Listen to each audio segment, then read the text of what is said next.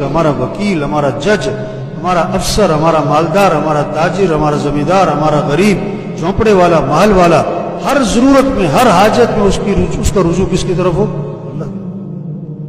آج کا بڑا مسئلہ کیا ہے؟ کوئی ادھر بھاگ رہا ہے، کوئی ادھر بھاگ رہا ہے، کوئی ادھر بھاگ رہا ہے، کوئی کسی سے مانگ رہا ہے، کوئی کسی سے امیدیں رکھتا ہے، کوئی کسی کے سامنے ہاتھ پھیلا رہا ہے، کوئی کسی کی طرف نظر لگا کے بیٹھا ہوا ہے۔ نہیں، ہمارا رجوع کس کی طرف ہو؟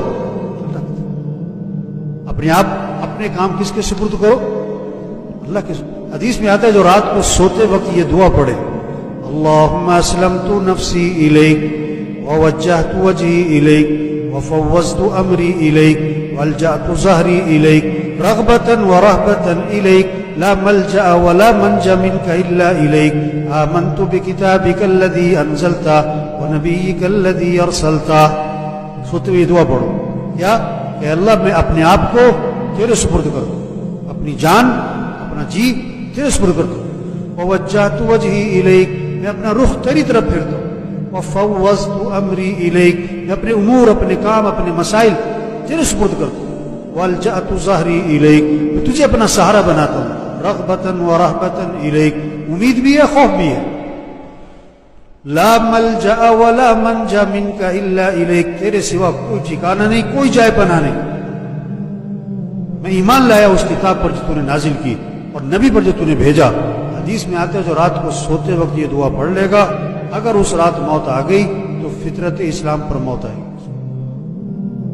اور اگر صبح اٹھ گیا، بیدار ہو گیا، تو آنے والے دن اس کو خیریں اور بھلائیاں نصیب ہوں گی۔ رجوع کس کی طرف کرو؟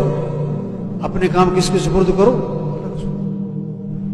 آپ صلی اللہ علیہ وسلم درخت کے نیچے آرام فرما رہے ہیں، آپ کی تلوار لٹکی ہوئی ہے، ایک کافر آتا ہے، آپ کی تلوار کو اٹھا لیتے ہیں، اب آپ کی آنکھ کھلی، وہ تلوار لے کے سامنے کھڑا ہے اور کیا کہتا ہے، من یمنعک منی، آپ کو میرے سے کون بچائے گا؟ آپ نے بغیر گھبراہٹ، خوف، جھجک فرمایا اللہ۔ اس نے پھر کہا کون بچائے گا؟ میں اللہ۔ کون بچائے گا؟ میں اللہ۔ حدیث میں آتا ہے فسقط السیف من یدی، اس کے ہاتھ کانپے، تلوار چھوٹ گئی، آپ نے تلوار اٹھائی، فرمایا تو بتا تجھے کون بچائے گا؟ انہوں نے کہا آپ تو بڑے بھلے آدمی ہیں۔ تو آپ نے انتقام نہیں لیا، آپ نے فوراً دعوت دی۔ مسلمان کا جذبہ انتقام کا نہیں، ہدایت کا ہوتا ہے۔ 10 عورتیں گھر بیٹھی ہوئی ہیں، چھوٹا سا بچہ کھیل رہا ہے، خالہ بیٹھی، پھوپھی بیٹھی، چچی بیٹھی، تائی بیٹھی، نانی بیٹھی، ممانی بیٹھی، 10 عورتوں میں اس کی ماں بیٹھی۔ جب اس بچے کو بھوک لگے، پیاس لگے، تو گھٹنوں کے بل چلتا ہوا کدھر جائے گا؟ خالہ کی طرف، پھوپھی چچی کی طرف، ماں کی طرف جائے گا۔ تو سارے انسانوں کی ضرورتوں کو پورا کرنے والا کون ہے؟ تو سب کا رجوع کس کی طرف ہو؟